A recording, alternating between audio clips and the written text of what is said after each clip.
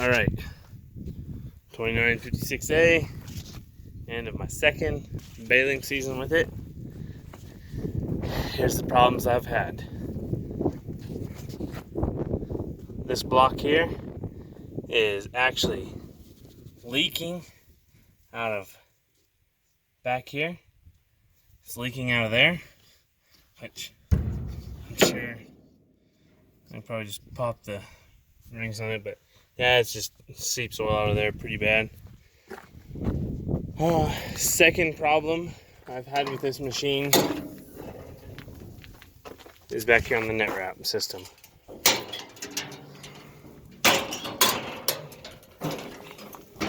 Right here. This is my main issue with this machine. There should be a piece of angle iron that comes out here, goes across here, and goes down to here. It's turned or whatever. Somebody had a bad weld at the factory. Look, there's like no like, well, there's even paint under that. So, you know, they put that on and they welded it, and it was already, you know, this thing just did not make any contact at all. This side, it just ripped. So, breaks this bolt. My dealer's supposed to have this. They haven't. This thing's under warranty. They want me to drag this thing 50 miles so they can, you know, do the warranty work on it. And, you know, problem is they're going to charge me. Oh, look at this. Just saw this right here. So this would be, that bolt is actually bent. Maybe this nut. Oh, look at, so that's a welded nut there. This bolt has backed out and has bent. I just seen this. This is the first time I've seen this. So, issue.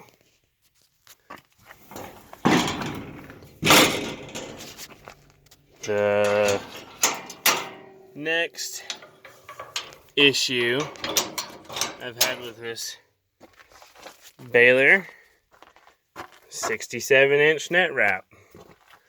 The shit tears and it goes up top and catches on your rollers. Deer balers are horrible about it. I've had a 568 and a 569. Both of them had the same problem. Bearings go out prematurely up top because the net wrap will tear. Coverage edge net wrap tears, goes to the top, traps dirt, and prematurely wears out. You know, it heats the bearing up. There's a cover that goes here. You can see that thing. If you pick up your header while this thing's running, I don't even know if you have to pick it up while it's running, but that cover was a joke. It only secured here, and then with the strap there, that cover was a joke, and it fell.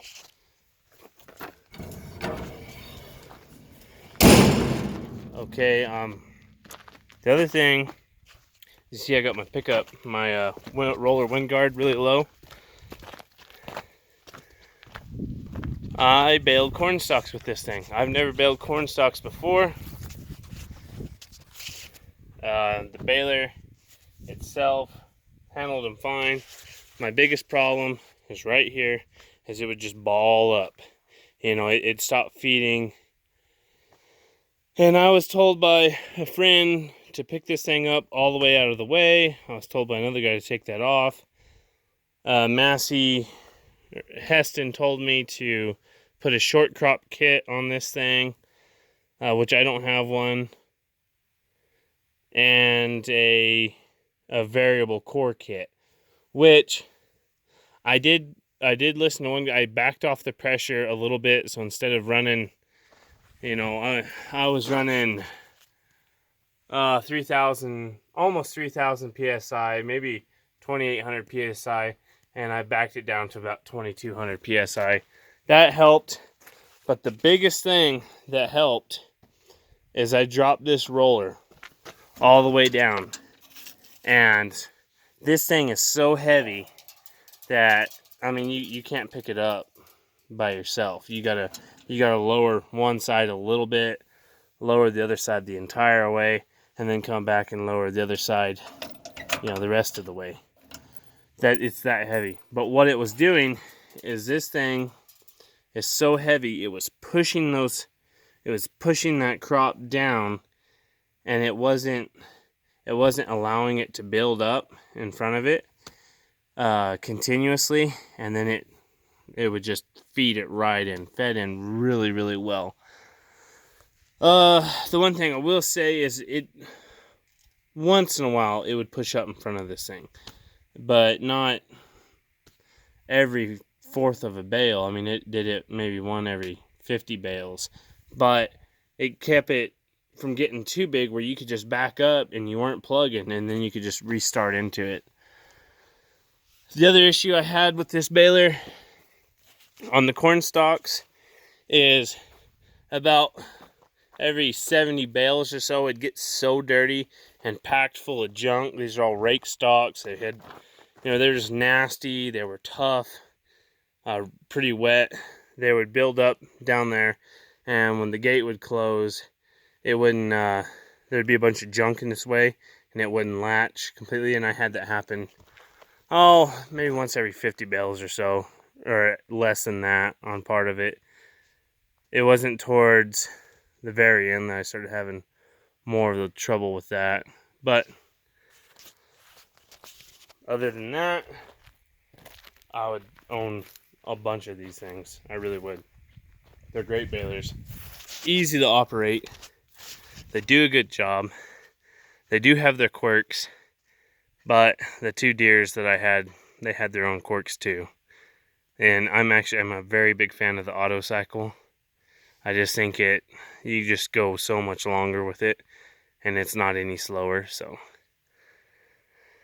but those are the issues I've had, and those are actually the only issues I've had with this machine. Besides the fact that I had this thing sitting next to a field, loosen up my hydraulic filter, and all of a sudden I was going to make a bale, and this thing was just pouring fluid out of it. I mean, this thing was, somebody just loosened it up just enough. But, nice people. But that's it. I mean, other than that, I'm very happy with this machine.